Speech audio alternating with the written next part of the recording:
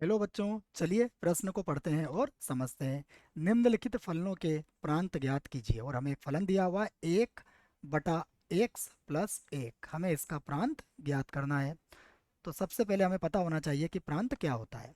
तो हम इस सवाल के लिए, इस प्रश्न के लिए मुख्य अवधारणा लिख लेते हैं। तो मुख्य अवधारणा मतलब जिसकी सहायता से हम इस सवाल को हल करेंगे। ठीक है। तो इस सवाल की मुख्य अवधारणा होगी कि प्रांत क्या होता है। तो प्रांत क्या होता है बच्चों? देखिए, प्रांत को दोबारा लिख लेते हैं।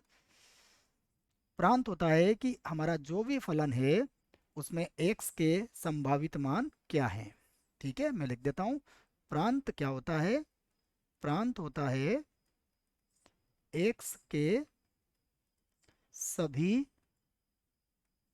संभावित मान, जो जो मान x ग्रहण कर सकता है, सभी संभावित मान, ये होता है हमारा प्रांत। ठीक है। तो अब हमें देखना पड़ेगा कि जो भी फलन हमें दिया हुआ है उसमें x क्या क्या मान ग्रहण कर सकता है। ठीक है। तो देखो, सबसे पहले जो फलन दिया हुआ है उसको लिख लेते हैं हम। तो हमें दिया है एक फलन, इसको हमने f(x) के बराबर ले लिया, जो कितना हो गया 1/x+1। ठीक है। हम चाहें तो इसको y के बराबर भी लिख सकते हैं, 1/x+1। अब देखो, इस फलन में यदि आपने x बराबर कितना रख लिया, -1, तब क्या होगा? तब y का मान कितना हो जाएगा, 1/0, मतलब अनंत हो जाएगा। तो y तो अपरिभाषित हो जाएगा। मतलब ये हुआ कि यहाँ x का मान हम -1 नहीं रख सकते हैं, बाकी आप x का मान कोई भी वास्तविक संख्या रख सकते हो।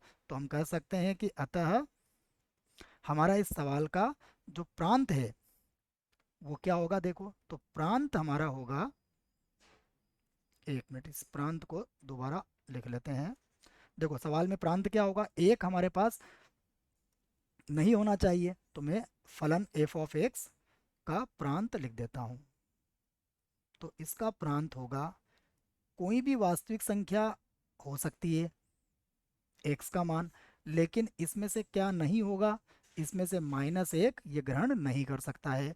तो यही क्या होगा, हमारे प्रश्न का उत्तर होगा। आशा करता हूँ आपको इस प्रश्न का उत्तर समझ में आया होगा। धन्यवाद।